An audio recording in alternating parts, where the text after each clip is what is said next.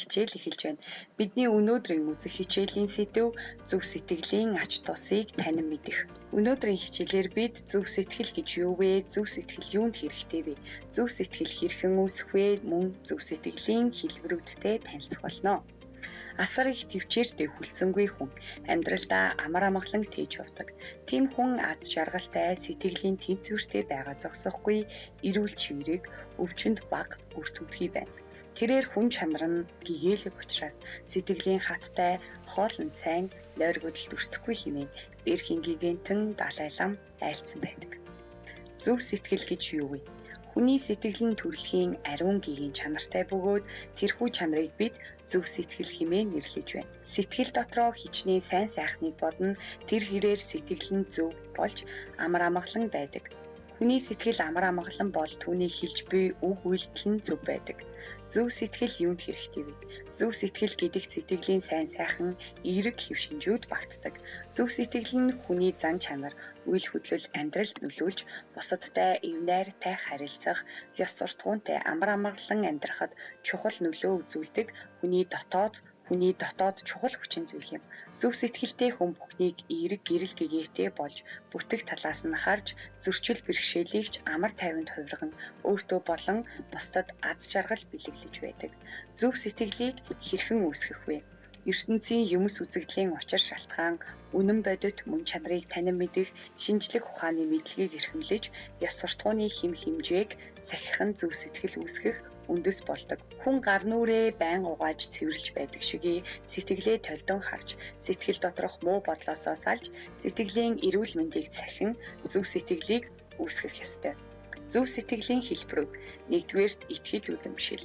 Эрдэм нам сурч сайн үйл бүтээж чадна гэх итгэл үнэмшил нь амжилт гаргах үндэс болдог. Хоёрт сэрэмж. Хичээнгүйд тулгуурлан альва зөв зүйл сэтгэлийг хандуулж муу үйл зуршил төөрөгдөл мунхаглаас сэтгэлийг хамгаалж байдаг. Гуравт сайн үйлд сэтгэлээ төвлөрүүлэх. Альва зан үйл нэгэн үзүүр сэтгэл төвлөрлөөр хандахыг маш их судалсан сэтгэл гин. Энэ нь сэтгэлээ сайн үйлсэд чиглүүлж, удирдах, шинжилэн бясалгах ба амгаланг бясалгахад тусалдаг. Дөрөвт тэгш сэтгэл. Хүнийг үндэс угсаа, хил, арсны өнгө, нас хүйл, нийгмийн гарал байдал, хөрөнгө чиний, эрхэлсэн ажил, албан тушаал, шашин шүтлэг, үзэл бодол боловсрлоор нь ялгуурлахгүй бүгдэд тэгш хандаж, тэдэнд сайн сайхныг хүсэх сэтгэл юм. Тавт ичхүүрээ мэдэх сэтгэл. Альва ёс суртахуунгүй зөв бус үеийн шалтгаан нөхцлөөс өөрийгөө холдуулах зөв сэтгэл юм. 6 сонжууртай байх. Бусдыг бодож альва зохисгүй зүйл хийхээс зайлсхийх зөв сэтгэл болно. 7 шуналгүй. Альва зүйлд шунан тачаахаас сэтгэлийг эрх чөлөөтэй байлгадаг бөгөөд шунлын эсрэг тал юм. Лаоц хэлэхдээ хүсэл шунлаас илүү гэмнүгэл үгүй хэмээн хэлсэн байдаг. 8 уургүй. Уур уцаар бухимдлыг дарж өгөх нь бидний сэтгэлд амар амгалан тайван болгох нөхцөлийг бүрдүүлж өгдөг. 9 эрдэм мэдлэг, мунхаг үг. Эрдэм мэдлэг боловсралтай байхын ойрын ашиг тусна. Өдөр тутмын амьдралын асуудлыг зохицуулж зөв шийдвэр гаргахад тусалдаг. 10-т чадваас бусдад туслах, эс чадваас үл хорлох. Үл хорлох сэтгэл гэдэг нь аль болох бусдад гим хор хөргөхгүй хичээх, хорвоогийн бүх хүн амьтан бүү зөв шаналаасай гэх сэтгэл юм. 11-т хичээнгүй. Сайн үйл болох өглөг ханд өгөх, бусдад туслах, оюун санаагаа хөгжүүлэх, хичээл ном сонсох, унших, давтах, амьдралдаа хэрэгжүүлэхэд чиглүүлдэг сэтгэл болно. Дараах түүхийг уншаад асуултанд хариулаарай. Уулыг сэтэлсэн энтхийн нэгэн бөглүү тосгоны ядуу ирийн ихнэр эмнэлгийн тусламж авч чадлагыг асууржээ. Тэдний тосгоны эмнэлэг очих зам өндөр уул, хад чулуу, бартай саадтай тойруу тул цаг хугацаа алдаж эхнэр нь амь насаа алдсан байна.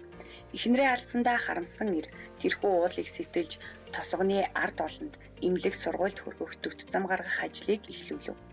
3 ямаагаа зарж алах, царил, хурц худалдан авч өдөр шөнөгүй уулын хад чулууг бутлан ухах болжээ.